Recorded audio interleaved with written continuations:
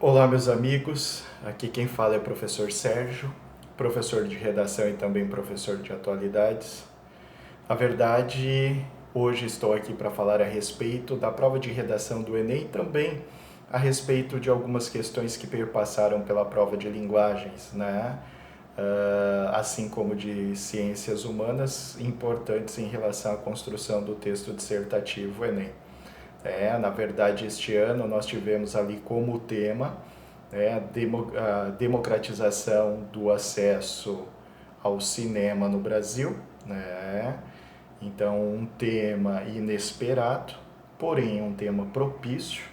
Propício por quê? Porque ao longo deste ano, várias polêmicas ali surgiram diante dessa questão, assim como o Ministério da Cultura e seu fechamento, consequentemente a Ancine, todos incorporados ali ao Ministério da Cidadania, tá? Assim como questões levando ali Fernanda Montenegro, a própria junção ali do grupo de artistas, atores, atrizes, entrando em contato diretamente, com o Ministério da Cidadania em função, desse falar do fechamento da Ancine.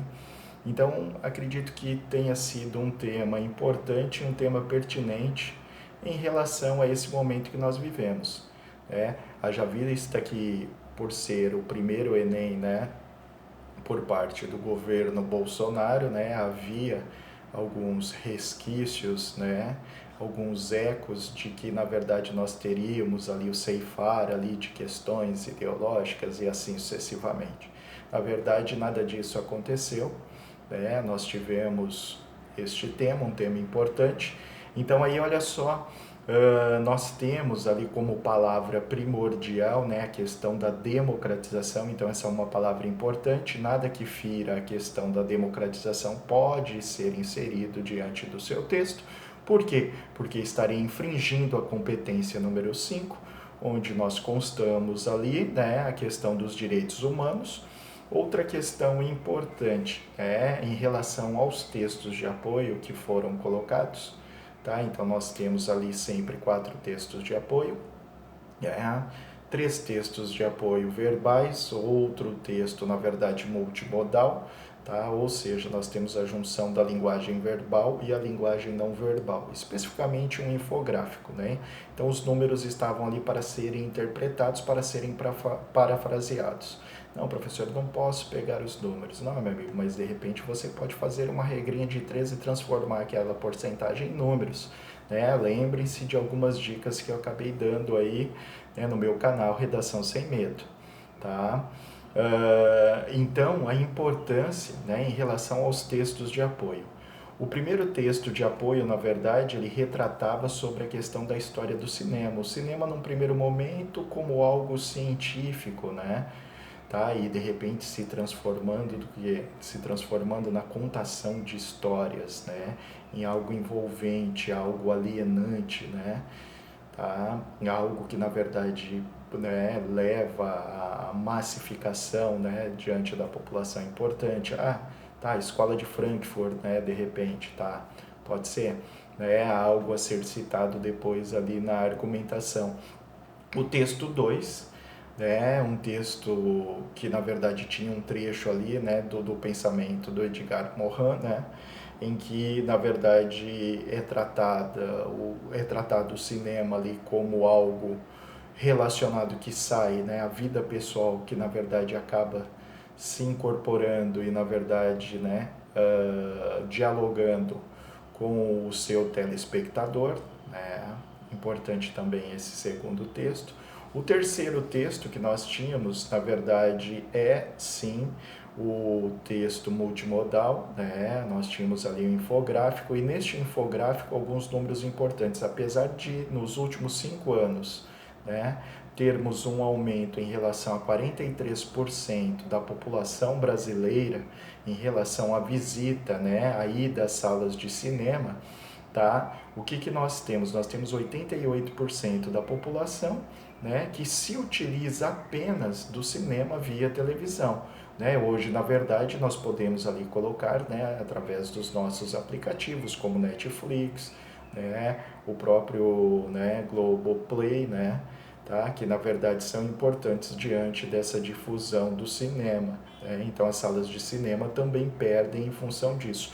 Porém, o texto, né, talvez um texto mais importante, né, dessa compilação de textos seria o texto número 4, né? O texto número 4, onde nós tínhamos essa comparação. Num primeiro momento, salas de cinema de maneira abundante na década de 70, cerca de 3.300 salas espalhadas pelo país, né? Especificamente no interior, tá? E depois essas salas, na verdade, minguando, né? Chegando ao número reduzido ali, né? De 1.000 salas e hoje, na verdade, 2.200 salas, tá? Que estão onde? Migraram para a urbanidade, para os grandes centros. Então, o que nós temos? Nós temos aí uma questão social, a população marginalizada, a população que vive na periferia, ausente desse, né, recurso cinematográfico, ausente dessa, né, proporção que, na verdade, a cultura pode lhe dar. Tá? Então, um texto 4 mais importante, para que eu pudesse fazer essa comparação diante desses números, né? Mas a questão social aí, né, indo ao encontro, né, do que na verdade o tema propunha, né, democratização, né, do acesso ao cinema no Brasil, tá? Então algo importantíssimo, né? Então esse texto número 4 ele fazia, né, era bastante relevante, tá? Questões importantes em relação às citações. Pensei aqui em alguns filmes, né, que servem como metalinguagem, né, como o próprio Auto da Compadecida, né, que fala sobre essa questão do próprio cinema, né, a questão, né, Lisbela e o Prisioneiro, Amarelo Manga, tá? São filmes importantes e filmes do cenário nacional, né, diante dessa questão. O cinema retratando o cinema. E o cinema onde? O cinema no Nordeste, né? O cinema, na verdade, retratando o quê? Essas regiões que foram esquecidas pelas salas de cinema. Então, poderia ser ali elencado. Assim como, né, a própria sociedade do espetáculo ali do Guy Debord, na Escola de Frankfurt, poderia ser citada num primeiro momento como instrumento de alienação, né? Tá? E depois essa questão da glamourização em relação ao cinema, né? Algo consumido, mas consumido por uma elite, né? Tá? Assim como o Bauman também poderia, né? E vocês sabem que o Bauman, na verdade, é o meu sociólogo, né? O meu escritor ali hoje preferido, além do Foucault, né? Mas a questão do Bauman ali em relação a essa questão da efemeridade, né? Ou seja, tá? O cinema num primeiro momento servindo como algo científico, né? Num segundo momento ele se transformando em algo que na verdade é aprazível, é alienante em relação à população. De repente ele na verdade ele migra e ele passa a ser algo que algo consumido, algo glamuroso, né? Algo que a população periférica não tem acesso. Então aí o Bauman também entraria, tá? Então estes são os meus comentários, depois pretendo fazer um comentário escrito, né? Leem ali no Facebook, né, na minha página Redação Sem Medo, tá? Assim como, né, acessem o meu canal Redação Sem Medo também. Um abraço e até mais.